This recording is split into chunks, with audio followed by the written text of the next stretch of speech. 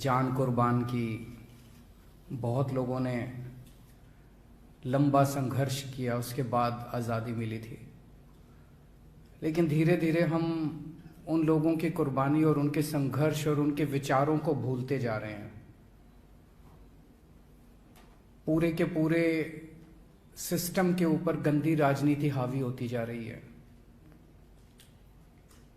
आज़ादी दिलाने के लिए बहुत लोगों ने कुर्बानियां दी और किसी भी कुर्बानी या किसी भी संघर्ष को कम नहीं आंक सकते। लेकिन फिर भी अगर जितने लोगों ने कुर्बानियां दी और संघर्ष किया, उनको सबको अगर देखें तो दो शख्सियत ऐसी नजर आती हैं जो एक तरह से पूरे आज़ादी के आंदोलन को रिप्रेजेंट करती हैं, और वो हैं बाबा साहब अम्बेडकर और शहीद आज़म भगत सिंह। ये दो आज़ादी के दीवाने ऐसे थे, ये दो शख्सियत ऐसी थी जो एक तरह से सारा जितने भी लोग, जितने भी आज़ादी के सेनानी हुए, सबको रिप्रेजेंट करते हैं। बाबा साहब अम्बेडकर के हम केवल फैन नहीं हैं, हम उनके भक्त हैं, हम उनकी पूजा करते हैं। और ये मैंने कई जगह बोला है कि आइंस्टाइन ने महात्मा गांधी के लिए कहा था कि आने वाली पीढ़ियां ये यकीन नहीं करेंगी कि ऐसा शख्स पृथ्वी के ऊपर, हार्ड मास का ऐसा शख्स पृथ्वी के ऊपर कभी पैदा हुआ था, कभी चला था। वो बात मैं बाबा साहब अम्बेडकर के लिए कहना चाहता हूं कि बाबा साहब अम्बेडकर का जो संघर्ष था, जो उन्होंने जिंदगी में हासिल किया, मेरा अपना मानना है कि आज जितना मैं उनको पढ़ता हूं, जितना हम लोग उनके बारे में, उनके विचार और उनके संघर्ष के बारे में पढ़ते हैं, यकीन नहीं होता कि ऐसा व्यक्ति पृथ्वी पे आया था। एक गरीब घर में जन्मे, बहुत ही गरीब, महार जाति से आते थे। उस टाइम बहुत ज्यादा उनको अछूत माना जाता था, छुआछूत का उन्होंने सामना किया। क्लास में जाते थे, क्लास के बाहर बिठा दिया जाता था, क्लास में नहीं घुसने देते थे। वो शख्स जो एक छोटे से गांव से इतने गरीब घर में, उनके खाने को नहीं था, कई भाई बहन थे, वो वहां से निकल के वो शख्स अमेरिका से और लंदन से 2 पीएचडी की डिग्री लेके आता है। मैं तो सोच रहा था 1914-15 में इंटरनेट भी नहीं था, कोई जानकारी भी नहीं थी, उनको पता कैसे चला होगा कि अमेरिका में ऐसी कोई यूनिवर्सिटी है, कैलिफोर्निया यूनिवर्सिटी है, लंदन स्कूल ऑफ इकोनॉमिक्स है, वहाँ फॉर्म कैसे भरते हैं, फॉर्म कहाँ से मिलते हैं, वो पता नहीं उन्होंने कैसे सारा, और फिर स्कॉलरशिप का इंतजाम किया और फिर वहाँ गए और फिर वहाँ से पीएचडी करी और 2 पीएचडी करी। आज के ज़माने में एक विदेश से, हम अपने बच्चों को कईयों को विदेश भेजना चाहते हैं, एक पीएचडी करना मुश्किल है, एक बाहर से पढ़ाई करना मुश्किल है।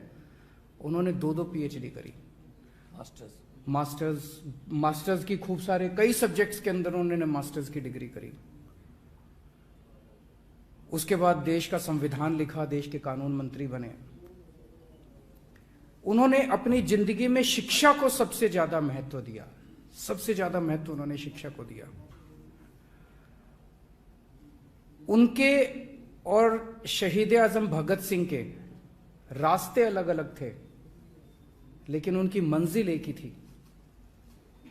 दोनों चाहते थे कि देश आजाद होने के बाद सबको अच्छी शिक्षा मिले, सबको अच्छा स्वास्थ्य सेवाएं मिले, देश के अंदर तरक्की हो, जात पात या धर्म के आधार पे भेदभाव ना हो, सबको बराबरी का हक मिले। कोई अपनी जिंदगी में सफल होता है, ये इस बात पे निर्भर नहीं होना चाहिए कि वो किस जाति में पैदा हुआ। शहीद आज़म भगत सिंह 23 साल की उम्र में, 23 साल में आदमी सोच रहा होता है कि मैं अब क्या बनूंगा, फिर एक अच्छी सी लड़की मिलेगी, फिर शादी करूंगा, फिर बच्चे होंगे, फिर मैं ये करूंगा, फिर वो 23 साल की उम्र में उन्होंने देश के नाम जान कुर्बान कर दी। तो दिल्ली में अभी मैंने ऐलान किया था 26 जनवरी के मौके पे कि दिल्ली के हर दफ्तर में, दिल्ली सरकार के हर दफ्तर में बाबा साहब अम्बेडकर और शहीद आज़म भगत सिंह की तस्वीरें लगाई जाएंगी। आज हम ये ऐलान करते हैं कि पंजाब में सरकार बनने के बाद पंजाब सरकार के किसी भी दफ्तर में सीएम की या किसी भी नेता की फोटो नहीं लगाई जाएगी। बाबा साहब अम्बेडकर और शहीद आजम भगत सिंह की तस्वीर पंजाब सरकार के हर दफ्तर के अंदर लगाई जाएगी, ताकि उनको देख के हम लोग, हमारी पीढ़ी, आने वाली पीढ़ी प्रेरणा ले सकें। जितनी बार हम उनको देखेंगे उनके संघर्ष हमें याद आएगा, उनकी कुर्बानी याद आएगी और उनके विचार याद आएंगे। तो दिल्ली सरकार, मैंने ऐलान किया था कि दिल्ली सरकार बाबा साहब अम्बेडकर और शहीद आजम भगत सिंह के विचारों पे चलेगी। पंजाब सरकार भी शहीद आजम भगत सिंह और बाबा साहब अम्बेडकर के विचारों पे चलेगी। आम तौर पर तुसी देखते हो सरकारी दफ्तरां दे विच प्रधानमंत्री दी जां मुख मंत्री दी फोटो लगी हुई है। असी उन्हां लोकां नूं भुलदे जा रहे हैं जिन्हां ने देश आज़ाद कराया। शहीद आजम भगत सिंह, उन्होंने इस गल की भोरा भी चिंता नहीं सी या शक नहीं सी कि देश किवें आज़ाद होगा। उन्होंने ये डर सी। उन्होंने अपनी किताबों के लिखिया, चिट्ठियां लिखिया, मैं पढ़िया बहुत, कि आज़ादी तो बाद देश के हथा जाऊगा।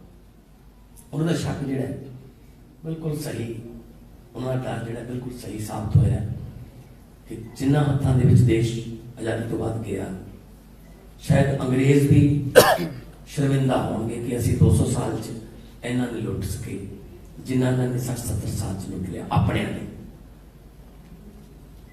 अंग्रेजी के एक राइटर ने वो इंडिया आए, उन्हें इंडिया बारे किताब लिखी कि भारत जो मल्टी कल्चरड कंट्री है, जिथे लोग एक दूजे को आपस में लुटी जाते। जे कोई बैंक के पैसे मार के बाहर जाता है, उन्हें सिंगापुर तो नहीं लुटिया ना। जे कोई इतों करोड़ों रुपये का कपड़ा करके बाहरले मुल्क भेज देता, उन्हें कोई मलेशिया तो नहीं लुटिया ना। सो अपने मुल्क में यार असी लुटी जाते हैं। सो शहीद आजम भगत सिंह इन्ने ज्यादा देश के दीवाने सी कि जिस वेले वो चंद्रशेखर आजाद जी को गए चिट्ठी लैके अपने प्रोफैसर की, लाहौर कॉलेज के प्रोफैसर, तो उत्थे पहले दिन ही उन्होंने एक ड्यूटी मिल गई कि एक बड़ी इंटरेस्टिंग स्टोरी है सीएम साहब कि कोई सेठ सीगा, धनी सेठ सीगा, भी उहदे घरे नाका मारना है, पैसे लेके आने, कोई पार्टी चलाने वास्ते पैसे चाहिए। पर एक ही करके उन्होंने कहा भगत सिंह की ड्यूटी से एक होर मुंडे की ड्यूटी लग गई। पहले दिन पिस्तौल मिल गया कि तुसी वो बाहर सौंदा है विहड़े दे विच, वड्डी उहदी हवेली है, तुसी उहदी कनपट्टी ते पिस्तौल रखना है, बाकी काम असीं अंदरों कर लांगे।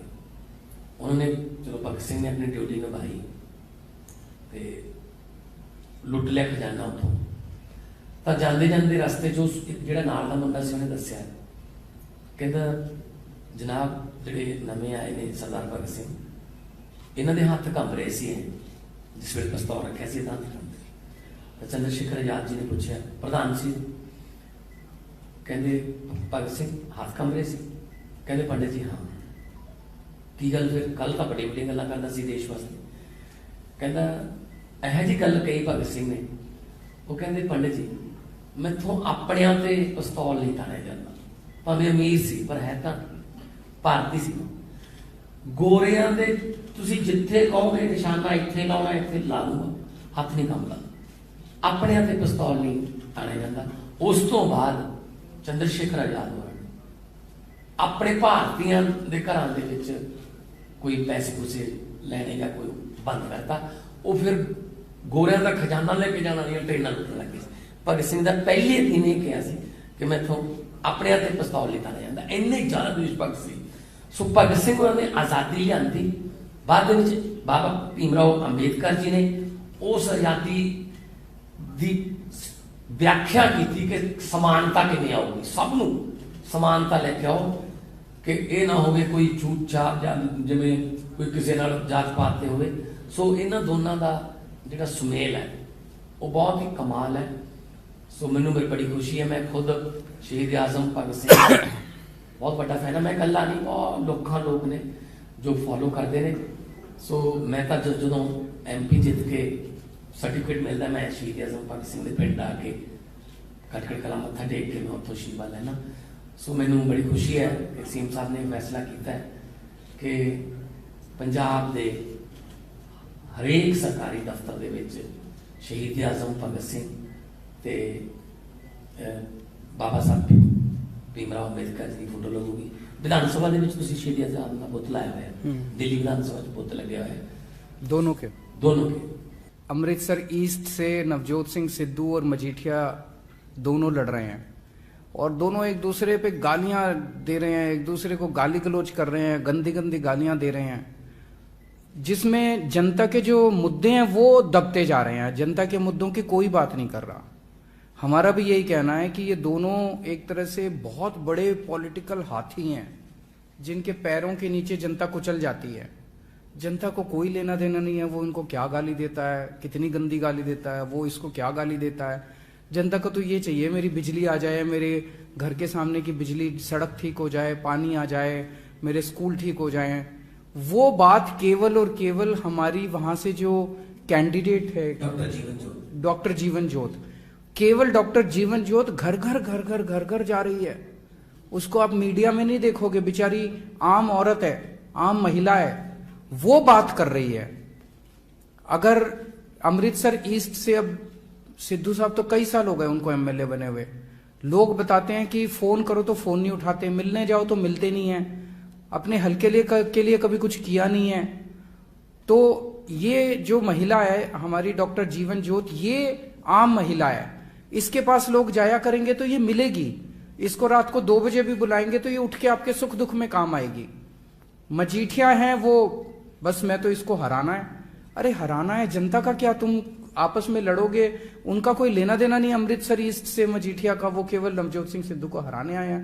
तो मेरा तो यही कहना है कि इस बार जनता एक बटन दबा के जीवन ज्योत को जिता दे और एक ही बटन से ये दोनों हार जाएंगे। भगवंत मान को कट्टर ईमानदार कहा जाना जो कहीं न कहीं विरोधियों को अच्छा नहीं लग रहा। कट्टर ईमानदार की डेफिनेशन क्योंकि वो इसलिए कि जब मैं इनको कहता हूं कि वो कट्टर ईमानदार हैं तो उनको लगता है कि वो कट्टर भ्रष्टाचारी हैं, तो वो डिफरेंस बड़ा साफ हो जाता है। वो लोग कट्टर भ्रष्टाचारी हैं, हर फाइल साइन करने के पहले देखते हैं इसमें कितने पैसे कमा लूं, कोई उनसे मिलने आता है इससे कितने पैसे नोच लूं।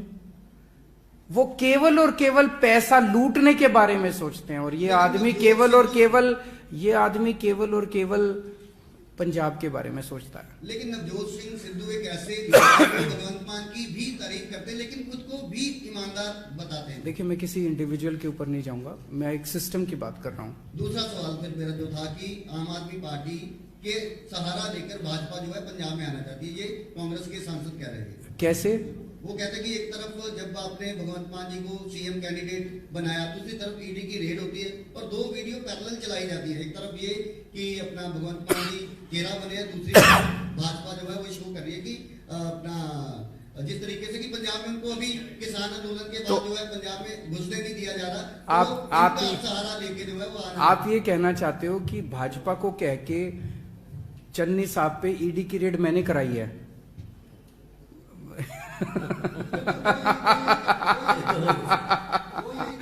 अगर मैं इतना पावरफुल हूं तो फिर तो मैं 2-4 के ऊपर और करा दूंगा।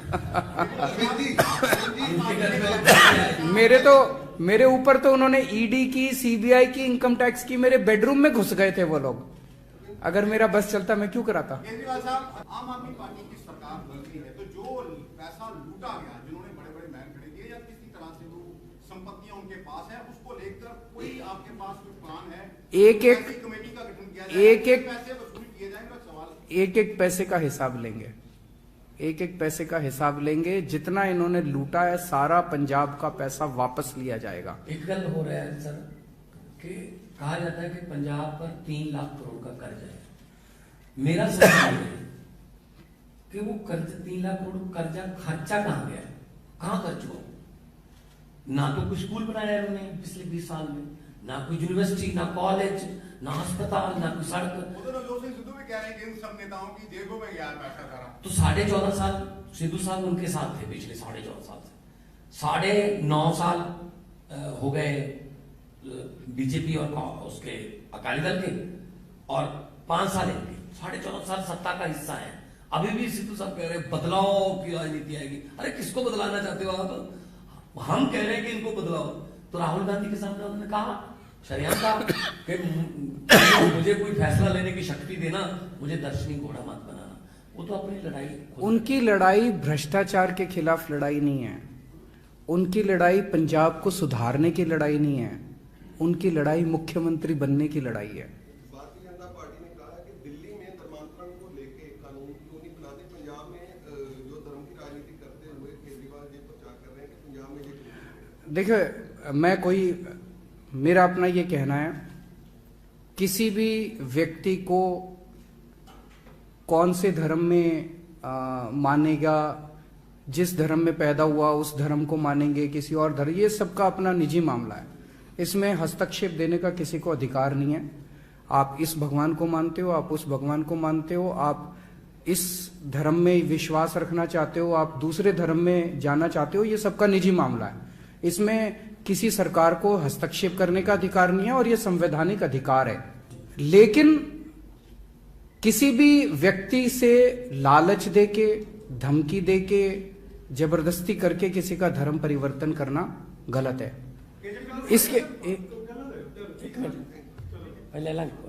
इसके लिए जो भी कदम उठाने की जरूरत है वो कदम उठाए जाने चाहिए।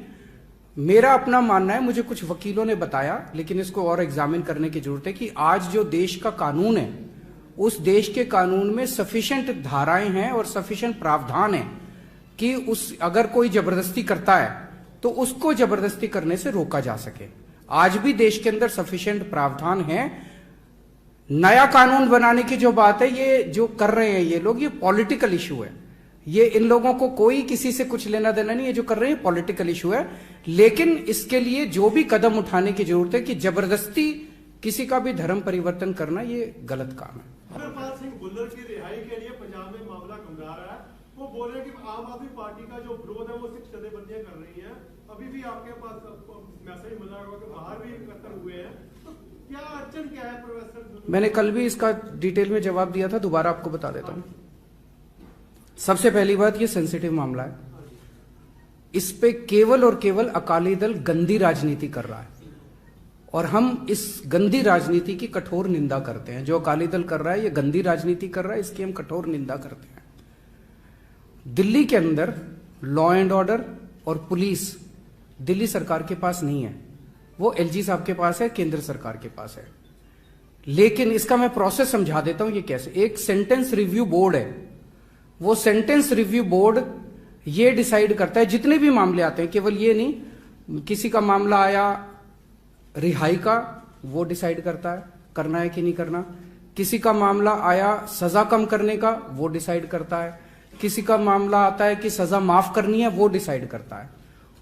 उस सेंटेंस रिव्यू बोर्ड में जज बैठते हैं, उस सेंटेंस रिव्यू बोर्ड में अफसर बैठते हैं, उस सेंटेंस रिव्यू बोर्ड में पुलिस अधिकारी बैठते हैं, जो कि केंद्र सरकार के अंडर में आते हैं।